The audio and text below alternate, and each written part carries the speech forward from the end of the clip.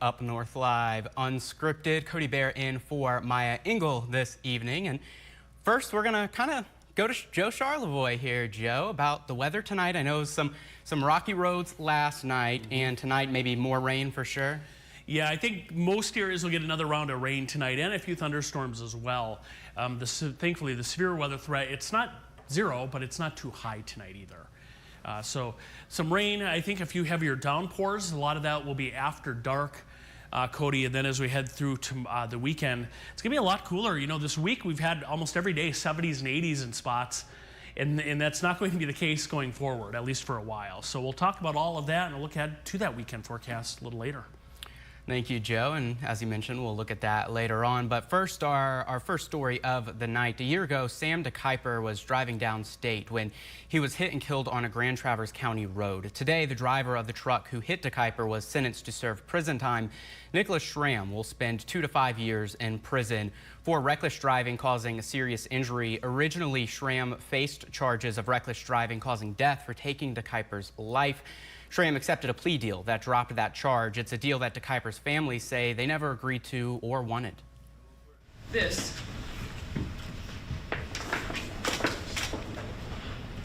is Sam's car. Sam's mangled and burned body is in this vehicle. You tell me where my son is in this vehicle. This is what happened to my son. It's a feeling of helplessness for me because I can't give you, of course, what you all want, which is to bring Sam back. Along with Sam's mother, his father, sister, girlfriend, and former baseball coach spoke about why the loss of Sam has been devastating. Nicholas Schramm did offer an apology to the DeKuyper family. You'll hear more from him and more inside the courtroom tonight at 11. Very few people will ever find themselves in a situation that is kill or be killed, but the number of women who encounter that split-second decision may surprise you. The latest numbers suggest 1 in 4 women experience domestic violence in their lifetime. And as our Mark Shillette reports, for one Michigan woman, it led to a night that may have saved and certainly changed her life forever. It said a picture is worth 1,000 words. But for Tina Talbot, pictures like this only tell part of the story. Because if you turn the page in her history, you'll see moments like this captured on film. Any feelings of remorse he may have had early on during the abuse kind of went away. The remorse did. The abuse Tina suffered at the hands of her partner, the father of her child, didn't. There was physical abuse and sexual abuse and mental abuse and financial abuse, and every abuse imaginable happened during the course of this relationship. A relationship that came to an end during a tumultuous week in September of 2018. He got upset with me, chased me around the house with a gun, ended up breaking a chair over my arm. I had to go to emergency that night where he proceeded to beat me again when he came to pick me up from emergency. My son got a concussion the next day. That was caused by his father. He would not let us go to the hospital because I had been to the hospital the day before and somebody might think something. But hiding the abuse from others would last just a few more days. On September 14th of that year, everything became very public. He said he was going to kill us. And he said goodbye to my son. And at that point, he had set the gun down. I retrieved the gun and followed him outside. Standing in their Waterford backyard, Tina fired twice. I called 911 right away after checking on my son. And I told him what I had done. And I told him that they needed to come to the house and bring an ambulance because I wasn't sure if he had passed away or not. He had. The end of the abuse. The beginning of a prison sentence for manslaughter. And time to reflect and think about the next chapter of her story. The only way I could make sense of everything that we had gone through and everything that was happening to me at that point was that it was a lesson. It was something that I needed to make good. Part of that making good, helping others. For Tina, it's speaking up and out. She'll get that opportunity to share her story, her lessons learned, and her advice in Traverse City as the Women's Resource Center marks its 50th anniversary as an advocate for domestic violence survivors. And our goal instead is to really keep the community's attention on this issue that is facing 1 in 4 women, which is significant. And so that when the community walks away, they're talking about it in the morning and they know the Women's Resource Center is here to help. The decision to include Tina for the anniversary, not without concern and controversy. But neither is Tina's story. There are supporters and opponents to what transpired that night. Our job is to hold that hope and keep the hope alive, even though this is extremely upsetting and people will be upset when they walk out the door. But just to bring light to this topic, because there can't be any darkness where there's light. And where there's light, there's hope. A message Tina will share, that your darkest days in your past don't have to define your future. So I wanted to give people hope that, there is life after abuse and you can get through it and you can make the best of it. That was our Mark Gillette reporting. Now we're going to bring in Jamie Bell with the Women's Resource Center to talk a little bit about the Women's Resource Center and this 50th anniversary. Hi, Jamie. Thank you so much for joining us today. And I guess, there's a lot of history there, 50 years worth, of course, at the Women's Resource Center. But can we first kind of just talk about the Resource Center and ways that it helps women? Sure, yeah. The Women's Resource Center has been around for 50 years. Our mission is to protect, shelter, and empower people who have been impacted by domestic or sexual violence. We are based in Traverse City, but we serve everyone from anywhere. How we operate is we run a 24-hour crisis line, and we operate an emergency shelter. It's our job to meet survivors where they are, listen to their stories, and offer resources accordingly. Yeah, and I don't know, if you have specific numbers off the top of your head or not, but in the best way to break it down for you, how many women does this Resource Center help? Well, I can tell you that we take about 5,000 calls to our crisis line every year. And about 1,000 of those calls come from people who are in immediate crisis. So we stay busy. That shakes out to about 15 calls a day from people who need help. We also operate a 22-bed shelter that's nearly always at capacity. Yeah, and you mentioned, it's open for everyone. When people come, is it a short-term thing, or can people, continue to check in with you guys? Yeah, so it really depends. It depends on what a survivor needs. Sometimes people come in and they just need to talk to somebody and get some vital resources. And sometimes people will come in and really use a variety of our services and will stay with us and live in our shelter and live in our transitional house for up to 2 years. So it's very case by case. Yeah, absolutely. And now let's talk a little bit about this anniversary coming up. The 50th anniversary, of course, a huge number there. We heard about it a little bit in Mark's story, but can you kind of preview this anniversary a little bit for us? Yeah, this year we are commemorating 50 years of service, which is a major milestone. We're going to be gathering at the City Opera House on Wednesday, the 21st. Doors open at 4:30. The event starts at 5 o'clock. Not only are we going to be commemorating the service that we've done and honoring the survivors who have walked through our doors, we're also going to be welcoming Tina Talbot as our speaker, who is a survivor who has a very compelling story. Can you take us into that decision to have her come and speak? Yeah, the reason why we chose Tina is because her story is very much like the origin story of the Women's Resource Center. So back in 1979, there was a landmark trial, the Jeanette Smith case. And when that trial happened, the work of our organization changed. We shifted from focusing on job skills to really taking a hard look at domestic and sexual violence. Jeanette Smith was trapped in a very abusive relationship, and she killed her husband. She was the second woman in the nation to be found not guilty on the battered woman's defense. Tina Talbot of the Ann Arbor area has a similar story to Tina. It's a shocking story, it's an upsetting story, but it's a testament to the work that still needs to be done. And this 50th anniversary, is it open for anybody to come and support that mark?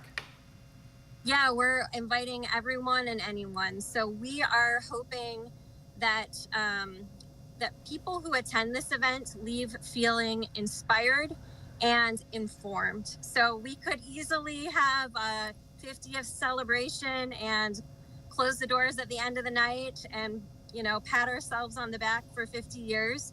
But it's our hope that people leave this event having important conversations and thinking about what they've heard that night.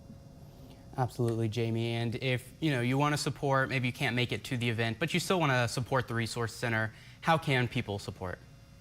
Well, you can definitely go to our website.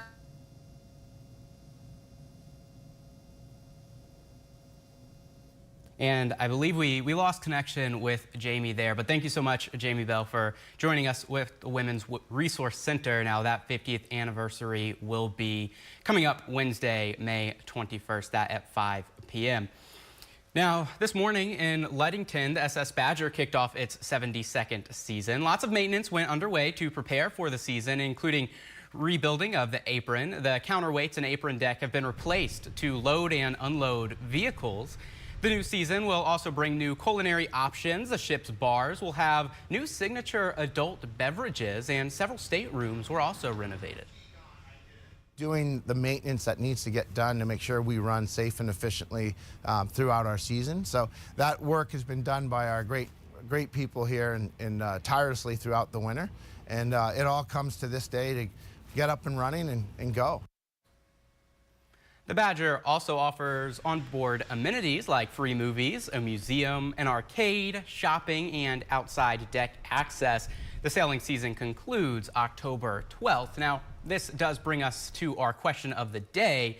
Our question of the day today is, have you ever traveled on the SS Badger? And right now, 49% say yes, 51% no. So it is just about as even as it can be without being 50-50. And there's still time to vote. You can vote on our website, UpNorthLive.com, or our Facebook right now to get involved in the conversation. We'll take another look at it later on in the show. Now, keeping things on the water, the state of Michigan, now not just the state, but the ship docked outside NMC's Great Lakes Maritime Academy, is embarking on a training expedition for cadets enrolled in the program. 51 cadets will be aboard the ship. The Sea Project will be split into 2 phases, starting in the middle of July and into August. And then, it'll be from now until August or July, and then July into August. Cadets will be trained on all operations of the ships. At the end of their journey, they will be considered engineers and mates.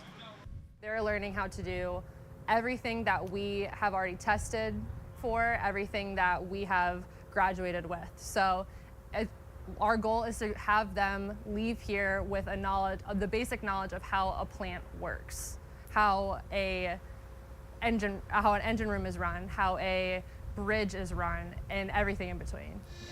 Graduates will earn a bachelor's degree and an unlimited tonnage horsepower merchant license. All right, that will take us to our first break of the show. When we get back, Joe Charlevoix will fill us in on the weather coming up this weekend. I'm Jada Johnson from Big Boys TV, and the Fish and Game Report is sponsored by Johnson's Propane.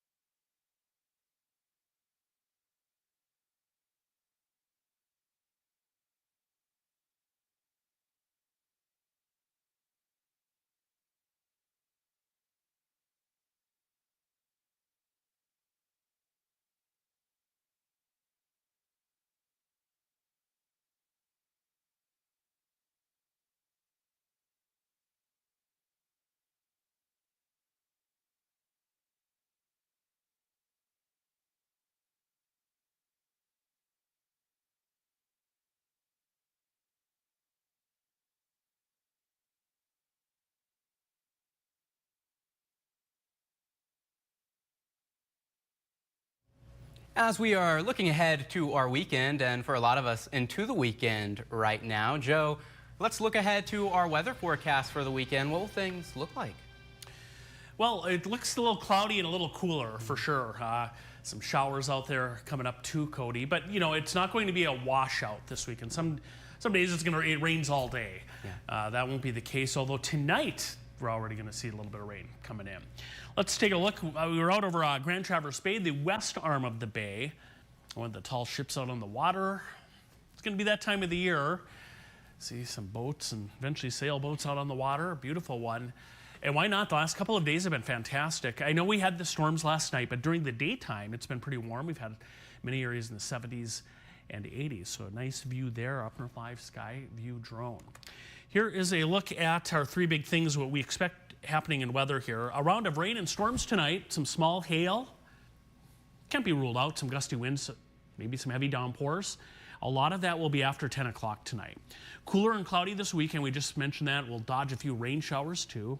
And then we're looking at sunny weather early next week. Rain chances return later in the week. And the reason for that, and the chance for rain tonight and the showers, is that area of low pressure, which is near Duluth, Minnesota tonight, that will track right over us and will keep the clouds around over the course of the weekend. Now, we already have a little bit of rain. Here's a look at radar right now. Entering western Mackinac and parts of Luce counties. We've even had a few showers earlier near Mayo and Sheboygan, up into a little bit of the eastern UP there. And then you look back toward Green Bay, some thunderstorms all the way down toward Milwaukee. That whole area is going to kind of work over us this evening. Now, as far as the risk for severe weather, we're in the lowest of the risks, the marginal risk. Thunderstorms just means general thunderstorms. So that means maybe a stronger storm or a severe storm or two, but nothing that would be organized or widespread coming up tonight. And here's kind of a look at that. There's right now. And you see how this area of rain really kind of increases? That's just before the late news tonight at 11 o'clock. Rain, some thunder embedded within that, lightning, heavy downpours through tomorrow morning. And then we'll get you into the weekend here. As we move forward, you can see showers swirling around, cloudy skies tomorrow. And then Sunday, clouds want to hang on to maybe a shower up in the UP and Straits Sunday afternoon. And then watch Monday. Yep, there go the clouds. Unfortunately, they're going to kind of hang around through the weekend, and then early next week, we head back to work and school, and we will see a little bit of sunshine. With that, our UV index, which we check on the weekends going into the weekend, not that high, which is a good thing. I know it's nice to get some sunshine, but from that standpoint, it'll be pretty low with a lot of the clouds around the next few days. Here's our extended forecast. Cloudy through the weekend. Remember the warm weather we've had? Yeah, that's kind of gone too, at least for a little while here. Temperatures will be mainly in the 50s or low 60s.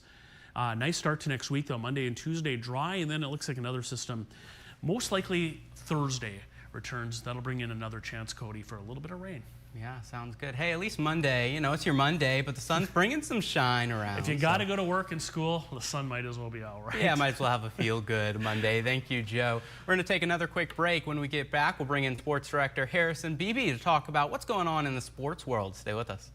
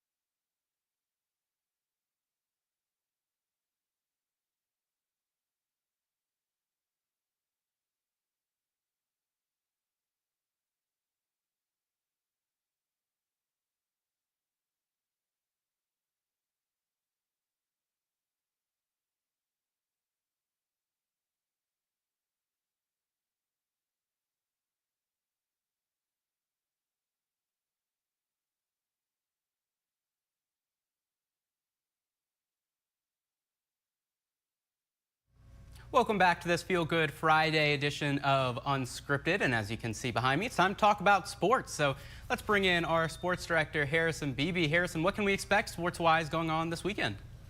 Yeah, Cody, we have arrived to the postseasons for at least a few high school sports in our area, and that includes lacrosse. They tend to get their season started early, which means they get to the playoffs early. And today we put the spotlight on the Traverse City United co-op girls team. It involves TC Central and TC West in just their second year of competition. Cody, last year at this time, they only had 4 wins on the season. Entering the postseason, they're 13-2 this year. So quite the turnaround for this group in year 1 to year 2. And at year 1, it was just their first season in creation. So at that point, you know, the expectations weren't really that pressured. It was just get a team on the field and show signs of improvement. Drastic improvement this year. And this team is excited. They've set some lofty goals for the postseason that'll get started for them tomorrow morning. They have a morning first round playoff game. That is because at night, half of the team has a prom to attend. The Traverse City Central prom is tomorrow night. Half the team are Trojans, which means they want to get their game out of the way. Some of the girls even told me they did their nails today, and they really hope they don't break any of the nails before the big event tomorrow night. So good luck to them for the game and for keeping their extracurricular prom contributions intact before all that goes down. But the boys' side of things, we have 2 lacrosse games tonight. Petoskey and Traverse City Central, they're both playing Petoskey in action right now. Central is going to start in just a few minutes, both playing Grand Rapids area schools. Traverse City West boys are going to start their postseason for lacrosse on Monday. And then really the next few weeks, it all starts going. I know tennis regionals are already in the books. Golf regionals are going to start soon. We're going to start track and field regionals. And then the baseball, softball, and girls soccer tournaments are going to get started. Cody, before we know it, we're going to blink, and we're going to be at the end of the spring sports calendar year, which means we'll officially be in summer. Hey, that's exciting, huh? I'm sure the students are excited, you know, to play those games, but then also summer's coming up. That's a great back-to-back for them.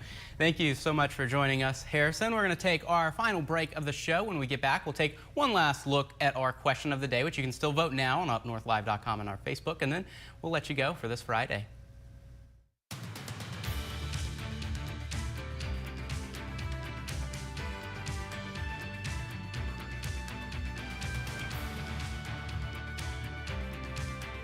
Salon services are furnished by Epiphany Advanced Academy in East Acme.